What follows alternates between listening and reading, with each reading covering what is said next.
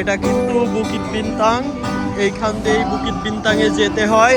আর এইখানে আসতে হলে অবশ্যই বারজা টাইম স্কোয়ারের সামনে দিয়ে যে রাস্তাটা আসছে ওই রাস্তা ফলো করে কিন্তু এইখানে আসতে হবে। আর এইখান দিয়ে আপনারা বুকিত বিনতাংয়ের একদম মেইন পয়েন্টে যেতে পারবেন।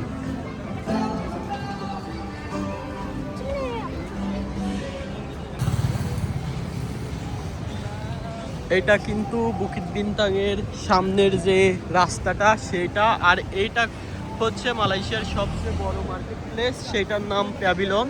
এইখানে কিন্তু হাজার হাজার মানুষ দেখুন ভিড় জমাচ্ছে। আর মূলত আমি এই পাশ দিয়েই প্রবেশ করব বুকিত বিনতাংয়ের যে মেইন আকর্ষণীয় ফুড প্লেস। তো ওইখানে যাওয়ার আগে আপনাদেরকে আর একটা জিনিস দেখাই। এইখানে কিন্তু বিভিন্ন দেশ থেকে হাজার হাজার মানুষ কিন্তু এইখানে আসে, যারা বেড়াতে আসে এইখানে।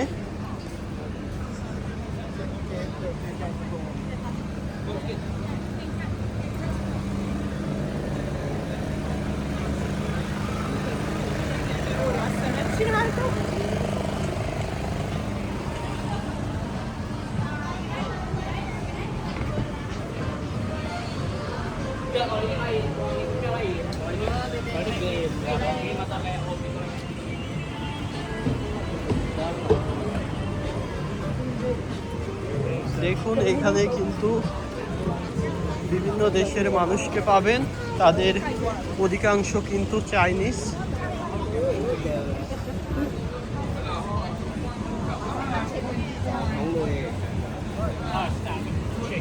এখন এই পাশ দিয়ে কিন্তু আপনারা বুকিত বিনতাংয়ে যেতে পারবেন।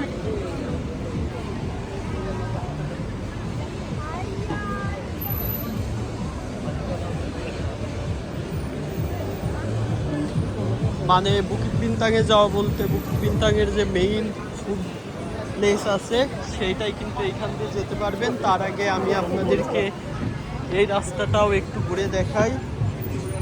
এইখানে কিন্তু রাত 2টার পরে অনেক দেশের মাইয়ারা দাঁড়ায় থাকে, যাদেরকে আপনারা অফার করলেই আপনার সাথে চলে যাবে।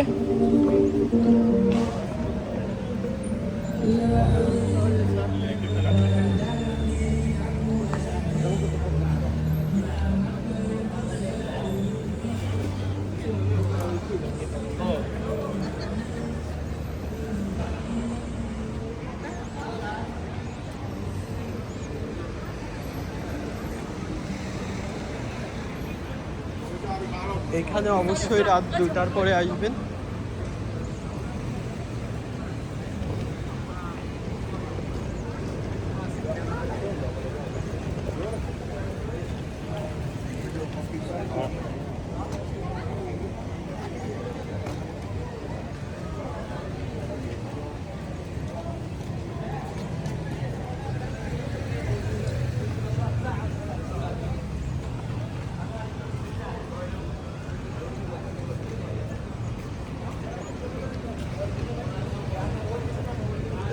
এখানে একটা সবচেয়ে দামি এবং ভিআইপি একটা হোটেল আছে, সেটা কিন্তু হোটেল রয়্যাল সিগনেচার।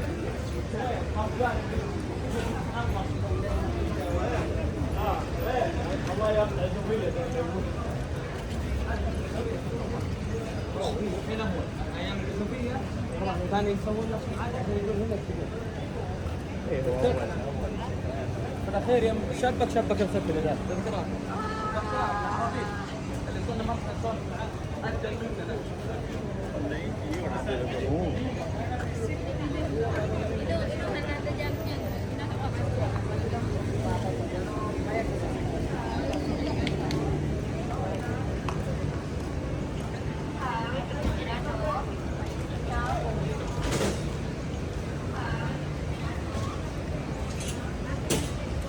এটা বুকিত বিনতাংয়ের সামনের যে রাস্তা আছে সেইটা। আর বুকিত বিনতাংয়ের যে পিছনের যে রাস্তাটা আছে ওইটা কিন্তু খাবারের জন্য বিখ্যাত। বিভিন্ন দেশের মানুষ ওইখানে যায় বিভিন্ন রকম খাবার এগুলো উপভোগ করার জন্য। আমি কিন্তু এই পাশ দিয়ে ঢুকে যাচ্ছি। দেখুন এখানে কিন্তু বিভিন্ন রকমের খাবারের সমাহার। এটাই হচ্ছে বুকিত বিনতাংয়ের যে পিছনের রাস্তাটা আছে সেইটা।